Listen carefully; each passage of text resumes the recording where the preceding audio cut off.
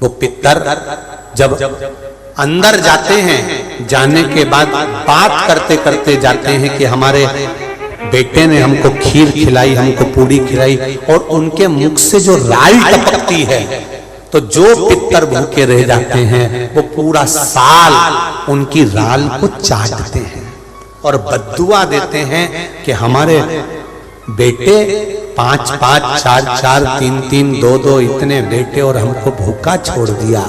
तो वो बद्दुआ देते हैं, जिसके कारण बस पितृदोष होता है। और फिर ब्राह्मण देवता कहते हैं कि ये पितृदोष हो गया। पितृदोष क्यों हुआ? क्योंकि वो भूखे रहे। 33 कौटी देवताओं को बिठाकर तब भगवान शंकर ने हाथ में गंगा का जल लेकर उस अश्व पर छोड़ा, तो उसको कपूर बना दिया। कपूर बनाकर उसको यज्ञ में समर्पित कर दिया। भगवान विष्णु से कहा, सुनो विष्णु, यज्ञ की पूर्ण आहुति पर ये कपूर के रूप में ये अश्वमेध यज्ञ के अश्व को दान दिया गया है। अर्थात पृथ्वी पर मनुष्य यदि अपने घर में आरती पूजन में कपूर को प्रज्वलित करेगा तो उसको 1000 अश्वमेध यज्ञ का फल उसी समय पर प्राप्त हो जाएगा। इसलिए हर आरती के पूजन के बाद कपूर का टुकड़ों की प्रसन्नता का ध्यान रखा जाता है। तो उसमें सबसे मूल होता है गाय का गोबर की अलोनी जो बनाते हो, कंडा गोबरी, और उस गोबरी में उस कंडे पर जलाने के बाद उसमें घी और गुड़ या शक्कर मिलाकर उसकी धूप देना, ये बड़ा मूल। क्यों महाराज? शिव महापुराण की कथा कहती है अन्न 5 रात्रि तक हमारे शरीर के अंदर रहता है। कितने रात्रि? 5 रात्रि। दूध 7 रात्रि तक हमारे शरीर में रहता, और दही 20 रात्रि तक हमारे शरीर में रहता है।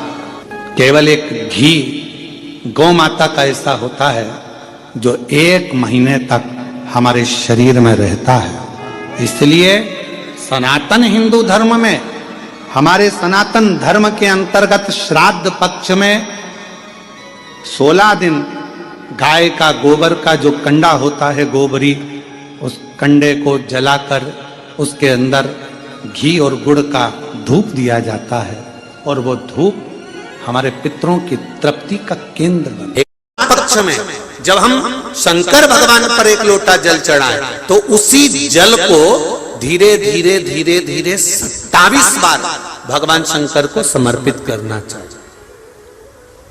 कितनी बार? 27। या फिर 27 मनके की माला से जप करें। उसका फल क्या होगा? भगवान शिव अपने रूप रखकर इन पितरों को वो भाग देना चालू कर देते। भूल से भी 16 श्राद्ध के 16 दिन में से एक दिन भी अगर हमने एक ही पानी का कलश, एक ही लोटा, ऐसा नहीं कि तुम्हें 27 बार पानी भर के चढ़ाना, लोटा एक ही है, कलश एक ही है, और उसको धीरे धीरे धीरे धीरे कर कर 27 बार छोड़ दिया जाता है।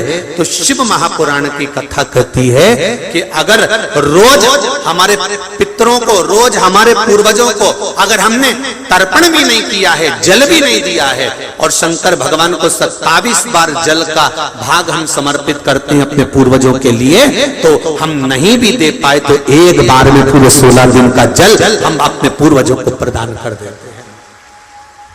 5 स्थान बताए हैं। 2-5 मिनट में भी आपका ध्यान कितना केंद्रित होना चाहिए वो स्थान बता, कितना केंद्रित होना चाहिए। पहला, जिस समय पर तुम्हें समय मिले, तुमको लगे कि अब मेरे को भगवान को दीप लगाना, दिया लगाना, 5 स्थान पर तुम्हारे ध्यान की केंद्रता होना चाहिए।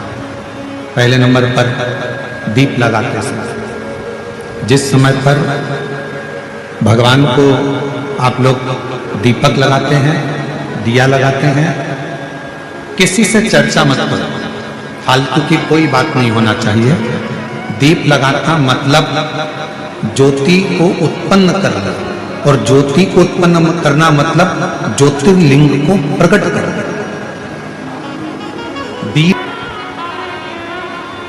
दीपक की जो ज्योति है वो ज्योतिर्लिंग का ही प्रतीक है, ज्योतिर्लिंग का प्रतीक। इसलिए दीपक लगाते समय व्यर्थ की किसी से बात ना करी जाए। दीपक लगाते समय किसी से व्यर्थ की बात ना करते हुए जिस दीपक को आप प्रज्वलित कर रहे हो, जिस दीपक को आप लगा रहे हो, आपका ध्यान उस शिव की ज्योति में केंद्रित होना चाहिए।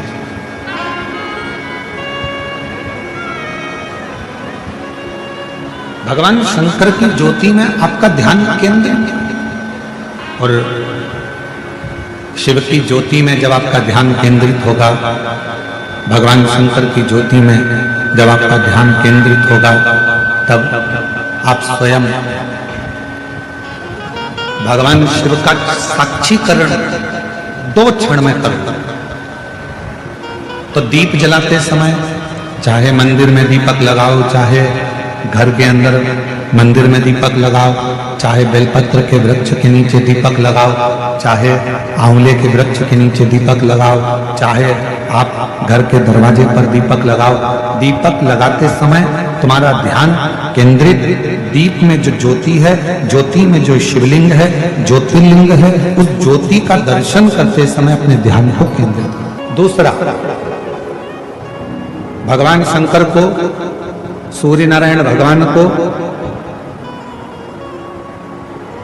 तुलसा महारानी को, बेलपत्र को, आंवले के वृक्ष को, पीपल के वृक्ष को, बट वृक्ष को, शमी वृक्ष को जब आप जल चढ़ाएं, तो जल चढ़ाते समय भी व्यर्थ की बातें ना करते हुए, जल चढ़ाते समय जल की जो धार है, उस धार पर अपना ध्यान केंद्रित होना चाहिए। उस प्रेशर बढ़ाओ, प्रेशर, उस धार पर आपका जल की जो धार हो, उस धार पर आपका ध्यान केंद्रित। दीपक की ज्योति पर आपका ध्यान केंद्रित हो, जल की धार पर आपका ध्यान केंद्रित हो। तीसरे नंबर पर कहा गया, तीसरा स्थान जो कहा गया, जब भगवान शंकर के मंदिर में, देवता के मंदिर में, देवालय में, शिवालय में जब आप भगवान को प्रणाम करने के लिए, नमन करने के लिए नीचे झुके हो, उस समय पर आपका ध्यान भगवान के चरणारविंद में केंद्रित होना चाहिए। ये तीसरे नंबर का स्थान है। ज्योति, ज्योति, जलधार, चरणारविंद को नमन करना तीसरा। और चौथा स्थान बताया